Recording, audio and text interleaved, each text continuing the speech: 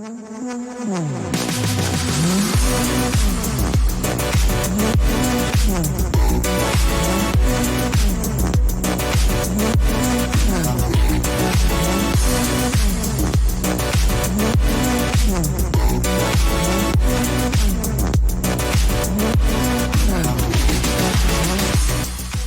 everyone. I'm Hannah. And I'm Emily. And we're the hosts of the I Don't Think So podcast. Each episode, we discuss a different story, theory, or mystery and decide if we think it's believable or if we really don't think so. Here at the I Don't Think So podcast, we are affiliated with Flurry Sports, and we present our theories on your favorite place to listen to podcasts every single Wednesday. If you like what you hear, go ahead, like, share, and follow us on all of our socials at I Don't Think So _EH. Or follow us on YouTube at IDTS Conspiracies. Ooh. We are kind of wrapping up the end of January with, I think, one of our last cryptids. Yeah. And I wanted to bring us back to Wisconsin. So I thought that was kind of fun. That was fun. Emily, have you ever heard of a hodag? Only on that thing you've sent me, and I was like, I'm not looking that up. That terrifies me. Too close to home. The more I researched it, I realized I have heard about it before. It's pretty popular cryptid. Really? And, people are, fully convinced. So I think that's kind of fun. It's not the man pig, is it? No. Okay. So the hodag originates in Rhinelander, Wisconsin, where we went to that little cabin thing. And remember when we went to all the bars and they had, those weird, frog-like creature thing on the outside? Vaguely. That is what a hodag is. So it's considered a mythical, mischievous creature that was first discovered in Rhinelander in the late 19th century, but many believe it may have been roaming the Northwoods for eons before that. Now, today, the hodag has become the official symbol of Rhinelander, and it's even the mascot for the local high school. Of course it is. Why wouldn't it? And people from town claim that they come here to... Okay. We're not frozen anymore. I don't know what got cut up, but it's the high school mascot, and people of the town claim that to come to visit, they get visitors to come and try to find this hodag. So, just to kind of give you some backstory of it, the hodag story, they believe, predates most of the lumberjack stories of the day. Okay. However, the first person who claims to have spot a hodag was likely a lumberjack in the 1800s. Rhinelander was a pioneer lumber town, and loggers who worked in the Northwoods told stories of a monster roaming the forests, and legend had it that this hodag was the reincarnated spirit of the sturdy, hardworking oxen that dragged logs from the forest. Huh. But my brain immediately went to, it's the Lorax. Right? And many of them think it predates the Northwoods logging days, with some historians suggesting that the hodag strongly resembles the pictographs found near Lake Superior that depict the Mishipeshu, which the Ojibwe call a water panther. Huh. And so the pictures kind of resemble that.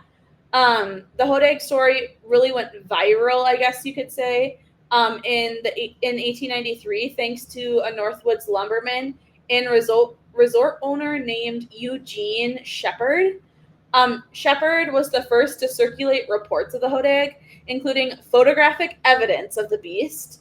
And as the story goes, a group of local men used hunting dogs, rifles, and squirt guns loaded with poison water to try to attack this hodag without success before using dynamite to successfully kill the fearsome creature. I'm sorry. Can you imagine everyone else has got big old guns and you are left with a squirt gun? Filled with poison water. I don't care. You have to be 2 feet from someone, unless it's a big Nerf squirt gun. Maybe. Also, what kind of squirt guns did they have in the 1890s? Not good ones. Don't know. Anywho, 3 years later, Shepard came back with an even bigger claim, saying that he had captured a live Hodag with the help of some bear wrestlers and a healthy dose of chloroform. Okay. And he took the captured beast on tour throughout the state, including a stop at the Oneida County Fair, where attendees paid to see the Hodag in person. In darkened tents, these onlookers heard that the Hodag growl and even saw the creature move.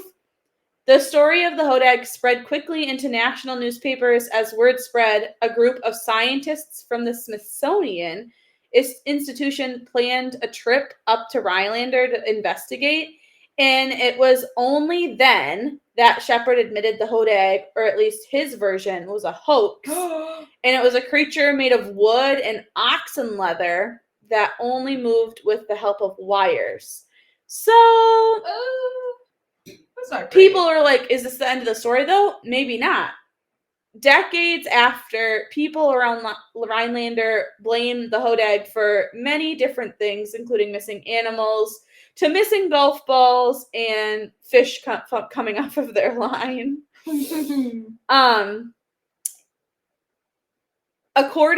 So this is kind of just a picture of what it looks like. According to the 1893 news accounts of Shepard's discovery, a Hodag has the head of a frog, the grinning face of a giant elephant, thick, short legs set off by huge claws, and the back of a dinosaur, and a long tail with spears at the end. Oh. The Hodag event also has green eyes, huge fangs, and two horns sprouting from its temples. The Hodag reportedly breathed fire and smoke and had a pungent smell, which is a combination of buzzard meat and skunk perfume. Oh. Early reports indicate that the Hodag was about 7 feet long, 30 inches tall, and weighed in at about 200 pounds. So like a large lizard-looking thing. Ew.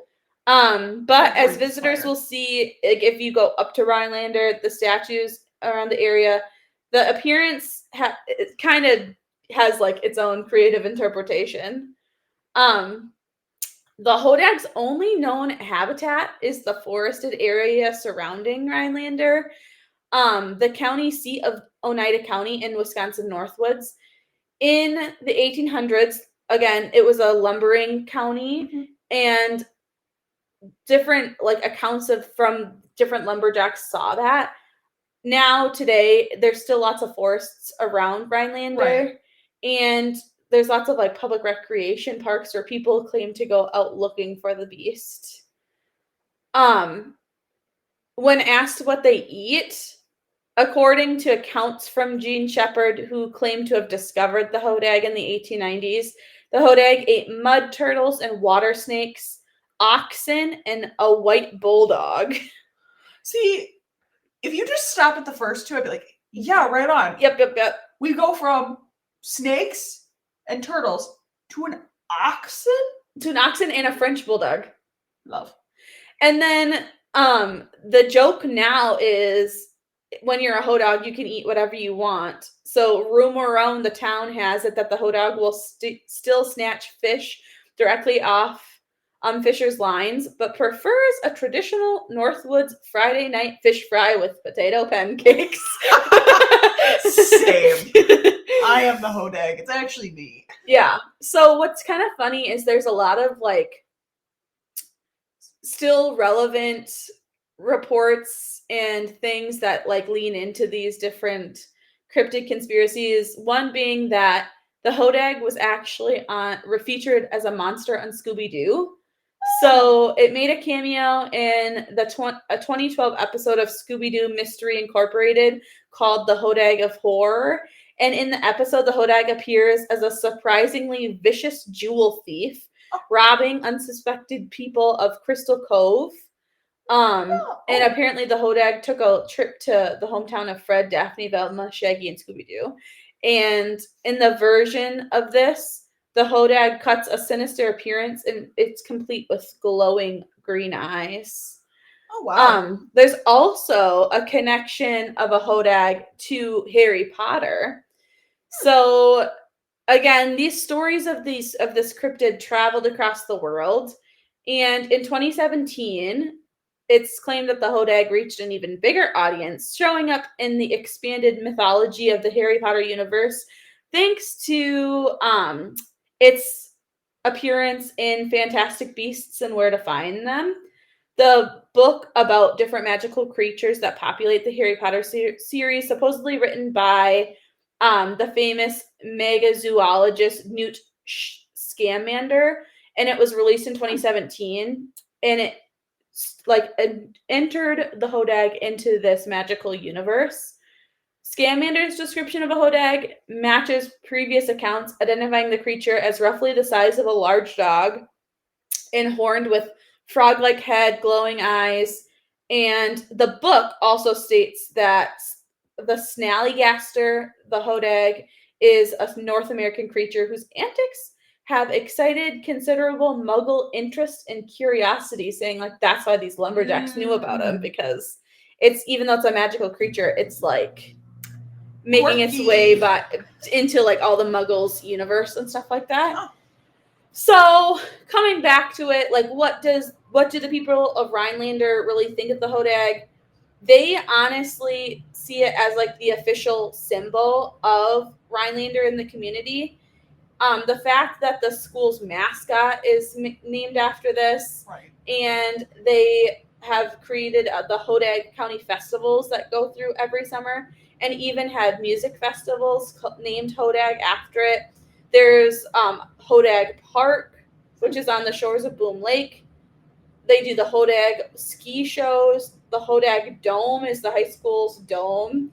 The Hodag snow trails, the Hodag store, the radio station 97.3 Hodag Country, the Hodag Farmers Market, the Hodag Run for Your Life 5K and 10K and half marathon, hosted by the YMCA of the Northwoods. Thank you, YMCA. And there's so many bars and stores and things like that make reference to it, that they genuinely just like, whether they truly believe or not, like they love the idea of it. So right, it's kind of a symbol for them at that point. Yeah. Yeah, I feel odd about it in a lot of ways. I think, did you see something back in the day? Yeah, maybe. But like, do I think it's eating your oxen? No. No. Well, especially when it came out later that he's like, when the Smithsonian showed up and he's like, it was a fake. I'm sorry. Yeah. My bad. Yeah, and I love how they like take his credit when he was literally like, and I scammed you. What do you want from me? Mm-hmm. I think it's a cool little thing. And I think it's fun to have like Rhinelander have this little mascot.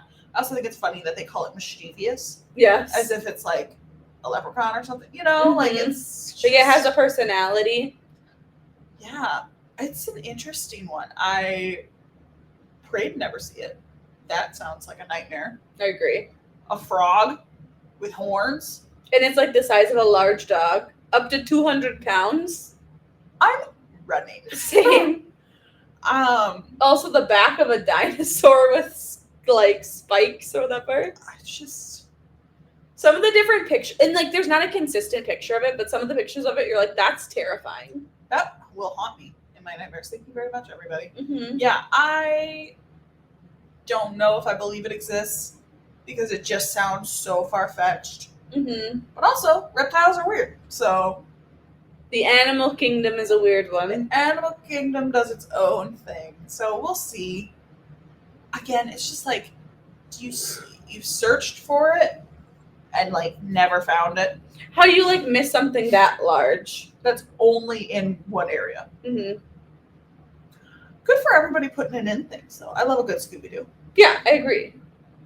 And the reference in Harry Potter, like in the Harry Potter universe, is kind of cool too. That is actually very, very cool. Well, that was a good one, Hannah. Thanks. That might have wrapped us up for our January cryptids, which gets us prepared for February. So, Hannah, my fun little segment I wanted to do is I want you to rank. Maybe rank's a hard word. Maybe not rank. But we're coming up on Valentine's Day. Yes.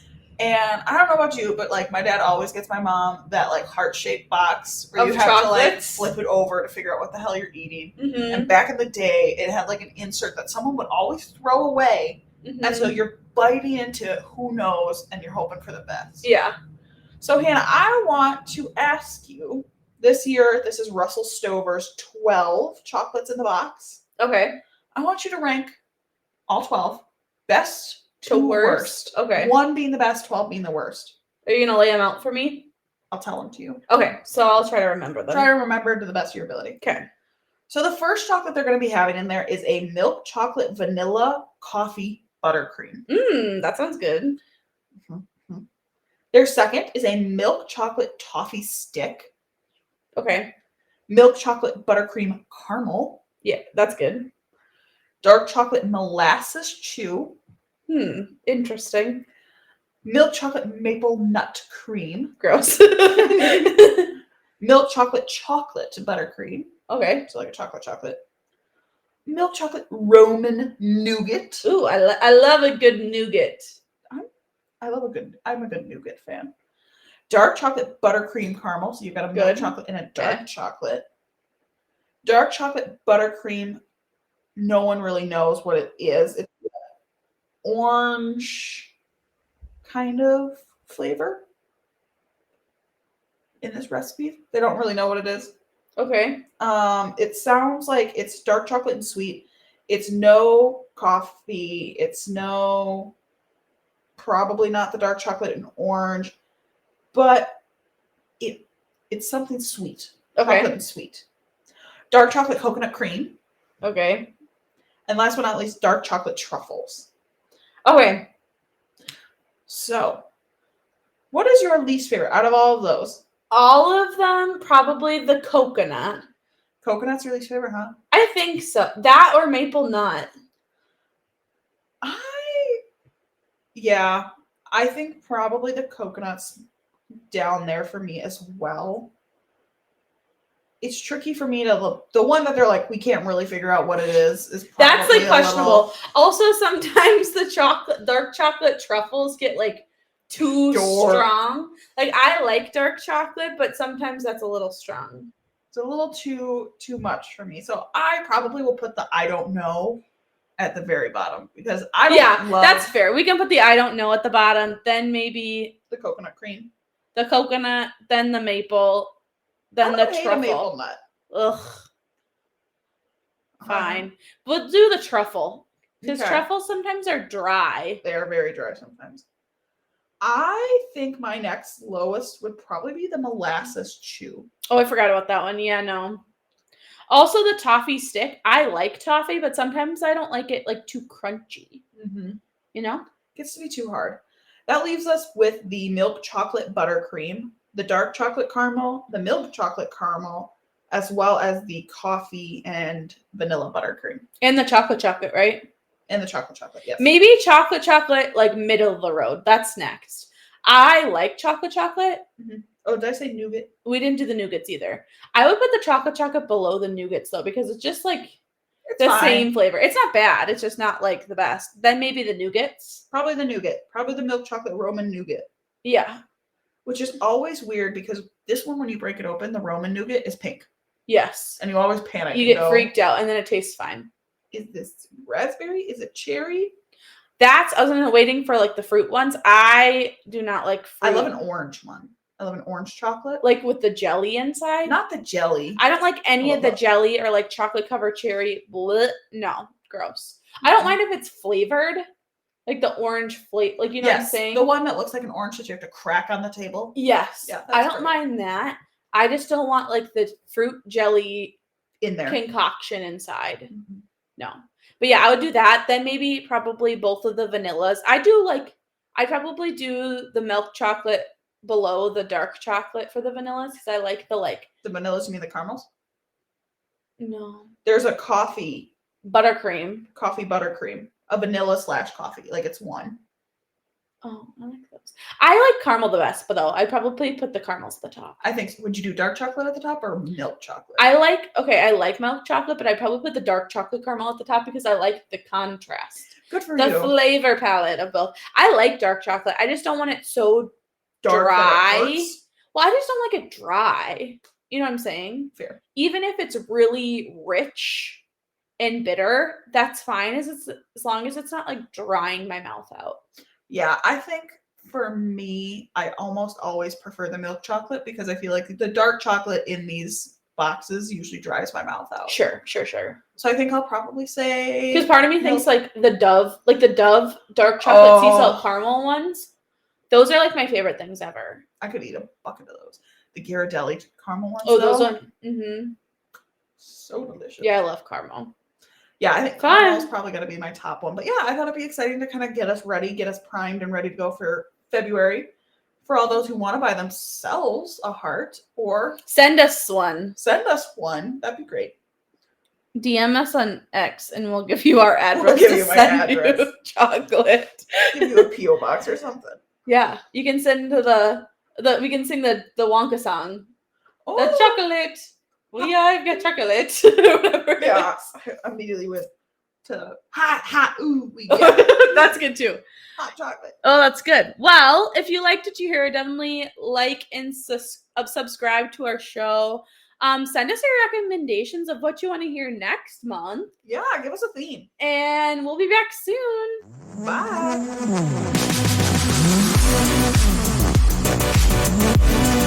Bye.